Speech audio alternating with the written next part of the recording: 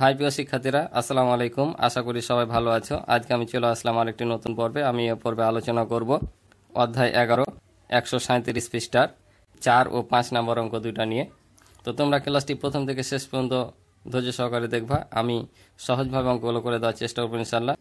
আমার চ্যানেলে যারা নতুন তারা অবশ্যই চ্যানেলটি সাবস্ক্রাইব করে আমার পাশে থাকবে এবং ভিডিও ভালো লাগলে অবশ্যই একটি লাইক ও কমেন্ট করে দিবে। তো অঙ্ক দুটা খুবই ইম্পর্টেন্ট পরীক্ষার জন্য, কারণ এই দুটো অঙ্কের মধ্যে একটা হয়তো তোমাদের পরীক্ষায় দিতে পারে। তো তোমরা ক্লাসটি অবশ্যই মনোযোগ দিয়ে দেখবা, আমি তোমাদেরকে সহজভাবে করে দেবো। তো চলো অঙ্কগুলো শুরু করি। তাহলে প্রথমে 4 নম্বর বলছে সালমার বয়স 10 বছর 9 মাস এবং মিতার বয়স 12 বছর 0 মাস। সালমা এবং মিতার বয়সের পার্থক্য কত? তাহলে সালমার বয়স হচ্ছে 10 বছর 9 মাস আর মিতার হচ্ছে 12 বছর 0 মাস। এখন বলছে তাদের বয়সের পার্থক্য কত। তো আমরা অঙ্ক করার আগে আমাদেরকে আগে দেখতে হবে যে অঙ্কটা কি করতে হবে, যোগ বিয়োগ গুণ ভাগ কি করতে হবে। তো সাধারণত যদি মোট বলে তাহলে যোগ করতে হয়, আর পার্থক্য বললে, তুলনা বললে, কম বেশি বললে, এগুলো বললে কি করতে হয়, বিয়োগ করতে হয়। বুঝছো? তাহলে এখানে পার্থক্য চেয়েছে, আমাদের এটা কি করতে হবে, এটা আমাদের বিয়োগ করতে হবে। এখন কোনটা থেকে কোনটা বিয়োগ করব? যার বয়স বেশি সেটা থেকে বাদ দেবো, কারণ আমরা জানি যে বড় সংখ্যা থেকে ছোট সংখ্যা বাদ দিতে হয়। তাহলে এখানে মিতার বয়স বেশি, তাহলে মিতার বয়স থেকে আমরা সালমার বয়স বাদ দেব, দিয়ে সালমা ও মিতার বয়সের পার্থক্য বের করব। ঠিক আছে? তো চলো আমরা খাতা কলম অঙ্কটা করে দিই। তাহলে দেখো আমি লিখলাম মিতার বয়স 12 বছর 0 মাস, সালমার বয়স 10 বছর 9 মাস। তোমরা যদি সরাসরি বছর মাস লিখে বছরের নিচে বছর, মাসের নিচে মাস বসিয়ে বিয়োগ করতাম, তাও কিন্তু অঙ্কটা হতো। তো আমি এভাবে করলাম, তাহলে একসাথে আমাদের লেখা হয়ে যাবে। তো দেখো আমরা 0 থেকে 9 বাদ দেব। তো 0 থেকে তো 9 বাদ দেওয়া যায় না, কি করব? তাহলে কার কাছ থেকে এক ধার নেবো? এখান থেকে নিবো না এখান থেকে নেবো? আমরা ধার নিব এখান থেকে। কিন্তু এখান থেকে যদি নিই, যে সাধারণ অঙ্কের মতো নিই, সেটা কিন্তু আমরা ওভাবে নিব না। আমরা সাধারণ অঙ্কে কি করি, 5 থেকে ধার নিই, 10 যোগ করি সে সংখ্যার সাথে। যেখান থেকে ধার নিলাম 1, মানে এটার সাথে 10 যোগ করে দিলাম। কিন্তু এখানে 10 যোগ হবে না। কেন হবে না? কারণ আমরা এখান থেকে 1 বছর নিচ্ছি। আমরা সাধারণ অঙ্কের যোগ বিয়োগের ক্ষেত্রে আমরা কি করি, আমরা এখান থেকে 1-10 ধার নিই, ওই জন্য 10 যোগ করি। কিন্তু আমরা এখান থেকে কি নিচ্ছি, 10 নিচ্ছি কি, আমরা এখান থেকে বছর নিচ্ছি, এখান থেকে 1 বছর নিচ্ছি। আমরা এখান থেকে 1 বছর নিচ্ছি, তো 1 বছর সমান কত মাস সেটা আমাদের দেখতে হবে। তো 1 বছর সমান কত মাস? 12 মাস না? তাহলে এদিকের 1 বছর সমান 12 মাস, আর এদিকে 0 মাস যোগ করলে কত? তাহলে 12 মাসই হচ্ছে। তাহলে 12 থেকে আমাদের এখানে 9 বাদ দিতে হবে। তাহলে 12 থেকে 9 বাদ দিলে এখন হবে 3 মাস। এখন আমাদের এই 12 মাস আবার এখানে দিয়ে দেবো, তাহলে মাস এখানে এসে কি হয়ে যাবে, 12 মাসে 1 বছর পূর্ণ হয়ে 1 হয়ে যাবে এখানে, তাহলে 11 হলো। তাহলে 12 থেকে যদি আমরা 11 বাদ দিই, তাহলে কি হবে, 1 বছর। অর্থাৎ সালমা এবং মিতার বয়সের পার্থক্য কত? 1 বছর 3 মাস। তাহলে আমরা লিখে নিব সালমা ও মিতার বয়সের পার্থক্য হচ্ছে 1 বছর 3 মাস। এটাই হচ্ছে আমাদের উত্তর। এভাবে লিখলে আমরা এখানেই লিখে দিতে পারবো, এখানে উত্তর করে দিতে পারবো। ওই জন্য আমি এভাবে করালাম। ঠিক আছে? তোমরা বছর নিচে বছর, মাসের নিচে মাস বসিয়ে যোগ বিয়োগ করে নিচে কথাটা লিখলো, অঙ্ক হয়ে যাবে। ঠিক আছে? তো আশা করি তোমরা অঙ্কটি বুঝেছো। তো চলো পরবর্তী অঙ্কটা দেখি। তো বলছে এখানে মাসুদা, ভালো করে দেখবো অঙ্কটা, এটা আরও বেশি গুরুত্বপূর্ণ। মাসুদা বেগমের 3 মাস 3 সপ্তাহ 6 দিনের ছুটি পাওনা রয়েছে। তিনি 2 মাস 3 সপ্তাহ 3 দিনের ছুটি নিলেন। মাসুদা বেগম আরও কতদিন ছুটি নিতে পারবেন? 1 মাস সমান 30 দিন ধরে আমাদের অঙ্কটা করতে হবে। তাহলে মাসুদা বেগমের ছুটি পাওনা ছিল, অর্থাৎ সে স্কুল থেকে ছুটি নিতে পারবে 3 মাস 3 সপ্তাহ 6 দিন। এর মধ্যে তিনি 2 মাস 3 সপ্তাহ 3 দিন ছুটি নিয়ে নিয়েছেন। এখন আর কতদিন ছুটি কাটাতে পারবেন? তাহলে এটা বলো তো কি করতে হবে, বলতে পারবা? এটা বিয়োগ করতে হবে। কেন বিয়োগ করতে হবে? ধরো তোমার কাছে 100 টাকা ছিল, তুমি তা থেকে 60 টাকা খরচ করে দিয়েছো, কিছু খেয়ে নিয়েছো। 100 টাকা ছিল, 60 টাকা খরচ করে দিয়েছো। তাহলে এখন তোমার কাছে কয় টাকা আছে? তাহলে 100 থেকে 60 বিয়োগ করলে কত? 40। তাহলে 40 টাকা আছে। ঠিক তেমনই তার এই দিনগুলো, তার এত দিনের ছুটি ছিল আর এতদিন ছুটি নিয়ে নিয়েছেন। তাহলে কতদিন বাকি আছে আমরা এটা থেকে এটা বাদ দিলে পেয়ে যাব। কিন্তু এখানে দেখো আমরা যোগ বিয়োগ যখন করবো, এখানে কয় রকম একক আছে? 3টা, মাস আছে, সপ্তাহ আছে, দিন আছে। ঠিক আছে? তাহলে 3 রকম একক।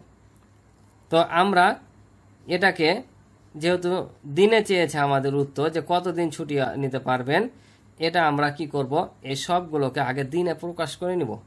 এই 3 মাস 3 সপ্তাহকে দিনে প্রকাশ করে নিব, এই 2 মাস 3 সপ্তাহকে দিনে পরিণত করে নিব। দুটাই যদি দিনে হয়ে যায় তাহলে ওই দিন থেকে এই দিন বাদ দিলে কি পাবো, আমাদের কতদিন ছুটি নিতে পারবেন সেটা পাবো না। তো চলো এটা আমরা আগে দিনে প্রকাশ করে নিই। তো অঙ্কটি দেখতে থাকো, তোমরা অবশ্যই বুঝতে পারবা এবং তোমাদের মাথায় সহজে ঢুকে যাবে। আমি ঢুকিয়ে দেবো, চলো। তাহলে আমরা এখানে লিখবো মাসুদা বেগমের ছুটি পাওনা রয়েছে। মাসুদা বেগমের ছুটি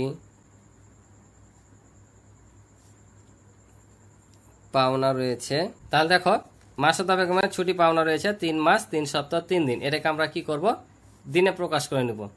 তো এখানে 3 মাস 3 সপ্তাহ আছে, এটা দিন আছে, একে আর দিন প্রকাশ করতে হবে না, এই দুটাকে আমরা দিনে প্রকাশ করব। তাহলে আমরা 1 মাস সমান কয় দিন জানি, বই বলে দেশে 1 মাস সমান 30 দিন ধরে করতে হবে।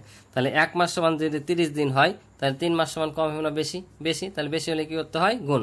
তাহলে আমরা 3 গুণিত 30, তাহলে এটা হয়ে যাবে দিন, যোগ 1 সপ্তাহ সমান কয় দিন, 7 দিন। 1 সপ্তাহ সমান 7 দিন হলে 3 সপ্তাহ সমান কত, বেশি না কম, বেশি, তাহলে এটাকে আমরা 7 দিয়ে গুণ করব।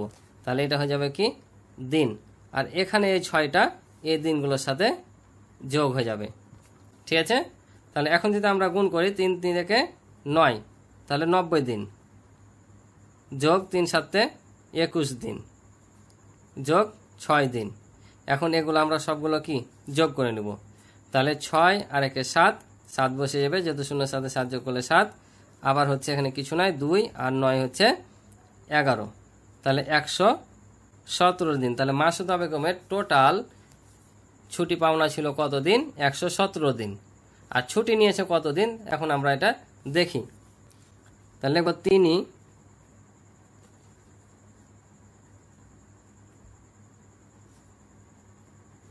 ছুটি নিলেন, কতদিন ছুটি নিয়েছে, 2 মাস 3 সপ্তাহ আর 3 দিন। তাহলে এতদিন সে কি নিয়েছে, ছুটি নিয়েছে। তাহলে এটাকে আমরা কি করব, দিন করে নেব। তাহলে এখানে 1 মাস সমান 30 দিন, তাহলে এটাকে 30 দিয়ে গুণ করব, এটা দিন হয়ে যাবে, যোগ, তাহলে 1 সপ্তাহ সমান 7 দিন, তাহলে 3 সপ্তাহ সমান বেশি, তাই এটাকে 7 দিয়ে গুণ করব, তাহলে এটা দিন হয়ে যাবে। আর এই দিনটা এই দিনটার সাথে যোগ হয়ে যাবে, ঠিক আছে। তাহলে আবারও কত, 30 দুগুণা 60, 60 দিন, যোগ 3 7 21 দিন, যোগ হচ্ছে 3 দিন।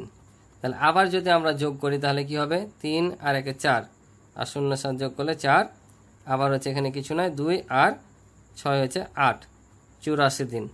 অর্থাৎ তিনি ছুটি নিয়েছেন কয়দিন, 84 দিন। তাহলে ছুটি পাওনা ছিল 117 দিন আর ছুটি নিলেন 84 দিন।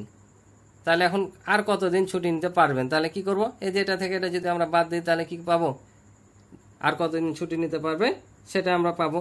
তাহলে আমরা লিখব যে মাসুদা বেগম আরও ছুটি নিতে পারবেন, অতএব মাসুদা বেগম আরও ছুটি নিতে পারবেন। তাহলে কি করব আমরা, 117 বিয়োগ 84 দিন, ঠিক আছে। এটা থেকে আমরা বিয়োগ করে দেব।